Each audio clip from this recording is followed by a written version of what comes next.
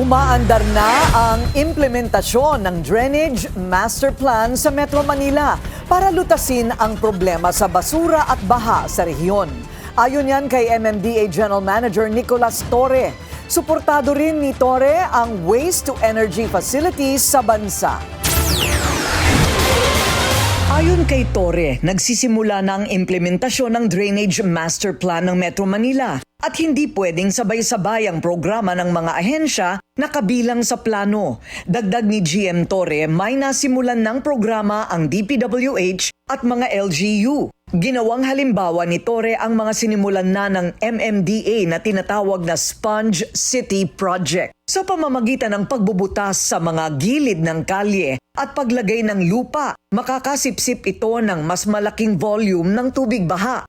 Ito po ba yung sinasabi ninyong Sponge City? We have already started dito sa area ng C5. May mga parks at saka sa mga parks yun sinisimulan natin na hindi simento ang parks kundi dapat may mga butas yan na dapat natural ang greening niya. Hindi po pwede na ngayon solid na simento kundi dapat may butas kung saan dapat babalik ang absorptive capacity ng lupa. Nauna nang ininda ni League of Municipal Cities President Francis Zamora ang pangangailangan ng bawat syudad ng suporta mula sa national government para sa gastos sa dredging. I mean, how much budget does every LGU need so each city municipality has its own dredging system? Okay ma'am, napakamahal po ng mga heavy equipment nito.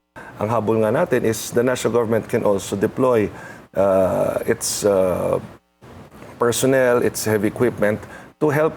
Sinabi naman ni Torre na pinaglalaanan ng pondo ang regular na dredging ng mga daluyan ng tubig dahil patuloy na naiipon ng lupa at basura sa ilalim ng mga ito. Ano ba ang sinabi sa atin ni Mayor Zamora? Mahal daw ang isang dredging equipment, G. Tuloy-tuloy ang trabaho ng mga yan dahil kailangan nating i-maintain yung depth ng ating mga major waterways. Sumang-ayon naman si Torre kay Zamora at sa mga mayor ng Metro Manila na panahon na rin para repasuhin ang batas na nagbabawal ng pagsusunog ng basura. Anya, kailangan ng payagan ang waste-to-energy incinerators na hindi nakakapinsala sa kapaligiran. Ginawa niyang ehemplo ang waste-to-energy model na matatagpuan sa Batangas kung saan episyente na nakokolekta, nase-segregate at nare-recycle ang basura. Lahat ng mga mayor, okay na sila sa incinerators. Are you also a proponent of that? It is being done in many other parts of the world. Okay, so maybe it's time for us to step up, examine the law, and adjust as necessary. And you'll be surprised na may gumagawa na niyan. One is in Batangas.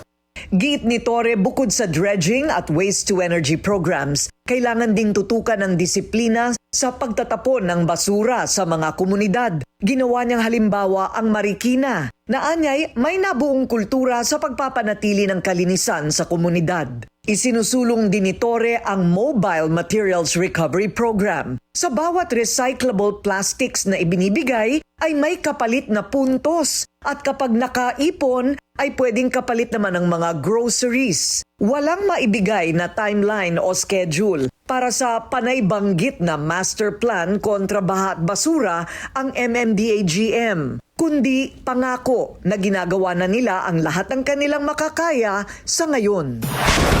Manatiling nakatutok sa Bilyonaryo News Channel. Sumubaybay sa aming social media accounts at mag-subscribe sa aming YouTube channel para sa mga bago at eksklusibong balita.